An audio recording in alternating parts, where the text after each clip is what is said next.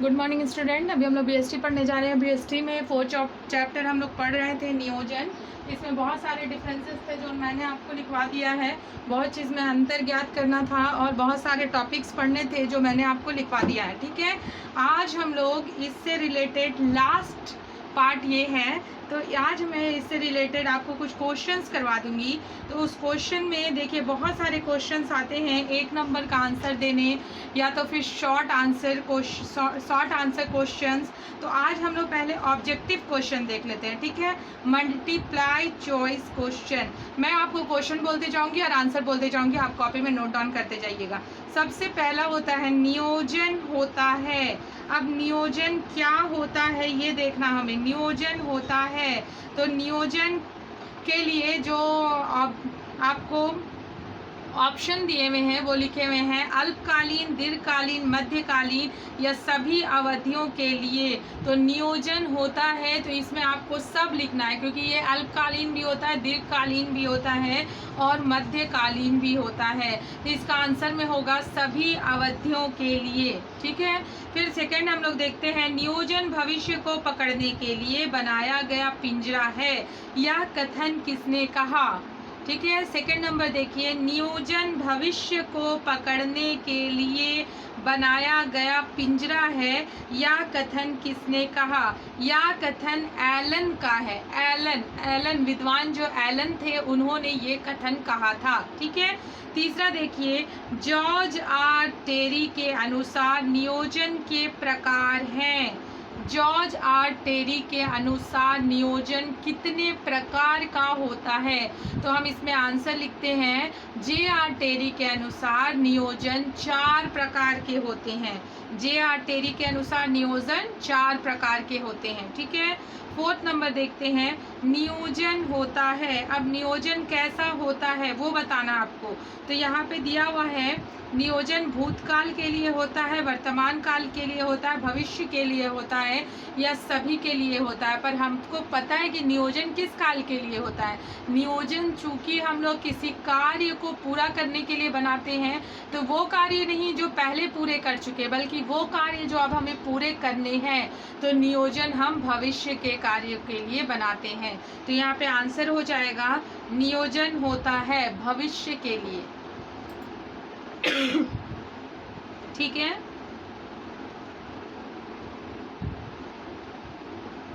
फिर next question देखिए, इसमें 2 क्वेश्चन आते हैं। पहला मैंने बता दिया नियोजन होता है तो भविष्य के लिए। दूसरा क्वेश्चन होगा आपके पास नियोजन है। अब नियोजन है तो दोनों क्वेश्चन एक ही है, परंतु दोनों का ऑप्शन अलग अलग है। ठीक है, तो जिस हिसाब से ऑप्शन रहेगा उसी हिसाब से आंसर डालेंगे। जब हमने पहले देखा तो नियोजन होता है तो भविष्य के लिए होता है। ठीक है, दूसरे में दिया है नियोजन है, तो नियोजन क्या है, आवश्यक है, अनावश्यक है, समय की बर्बादी या धन की बर्बादी। तो यहाँ पे हम लोग देखते हैं कि नियोजन आवश्यक है। ठीक है, नियोजन आवश्यक है,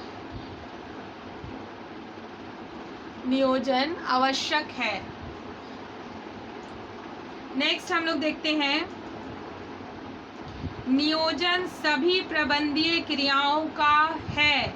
नियोजन सभी प्रबंधीय क्रियाओं का है। क्या है, प्रारंभ है, अंत है, प्रारंभ तथा अंत दोनों है या इनमें से कोई नहीं है। तो हम देखते हैं नियोजन सभी क्रियाओं का प्रारंभ तथा अंत दोनों है। ठीक है, नियोजन सभी क्रियाओं का प्रारंभ तथा अंत दोनों है। नेक्स्ट में हम लोग देखते हैं नियोजन है। नेक्स्ट में हम लोग देखते हैं नियोजन है। तो नियोजन क्या है, प्लानिंग इज द। तो नियोजन क्या है, इसमें आपको ऑप्शन दिया हुआ है लक्ष्य अभिमुखी, मानसिक प्रक्रिया, उद्देश्य अभिमुखी या ये सभी। तो यहाँ पर नियोजन सभी हो जाएंगे। ठीक है, ये सभी नियोजन है। क्या क्या, लक्ष्य अभिमुखी, मानसिक प्रक्रिया, उद्देश्य अभिमुखी, ये तीनों मिलकर नियोजन हो जाएंगे। ठीक है, नेक्स्ट देखिए, एक अच्छी योजना होती है। अब अच्छी योजना कैसी होती है, एक अच्छी योजना होती है, कैसी होती है, खर्चीली, समय लेने वाली, लोचपूर्ण या संकीर्ण। तो एक अच्छी योजना होती है लोचपूर्ण होती है। ठीक है। एक अच्छी योजना हमेशा लोचपूर्ण होती है। नेक्स्ट देखिए, निम्नलिखित में से कौन सी नियोजन की सीमा नहीं है? निम्नलिखित में से कौन सी नियोजन की सीमा नहीं है? आपको ऑप्शन दिया हुआ है, कठोरता, समय की बर्बादी, नियंत्रण का आधार या अत्यधिक लागत। तो हम देखते हैं नियंत्रण का आधार नियोजन की सीमा नहीं है। नियंत्रण का आधार नियोजन की सीमा नहीं है। नेक्स्ट देखिए, बजट का क्या अर्थ है?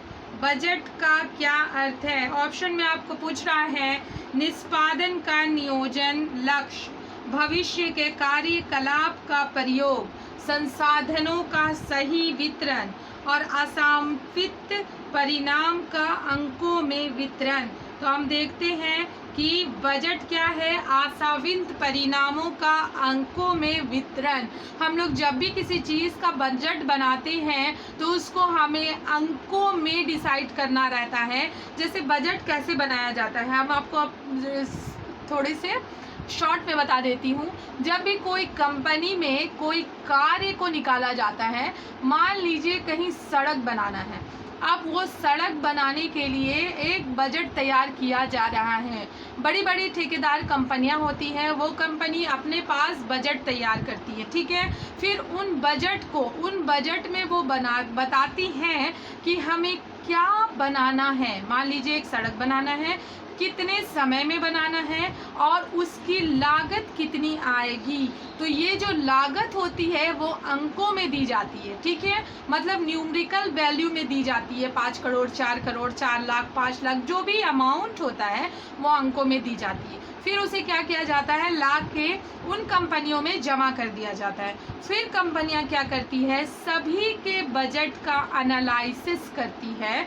वो पहले अपने अमाउंट निकालती है कि इतना काम करने में कितना खर्च आएगा, ठीक है। उस हिसाब से जब वो अमाउंट निकाल लेती है, फिर वो सारे बजट का एनालिसिस करती है कि कौन सा बजट इससे कम दाम में या कम वैल्यू में हमें सही टाइम से ये काम करके दे रहा है। और उसमें जो भी बजट, जो भी अंक, जो भी पैसा थोड़ा कम होता है और काम अच्छे होने की उम्मीद होती है, तो कंपनी उसी बजट को सेलेक्ट कर लेता है, ठीक है।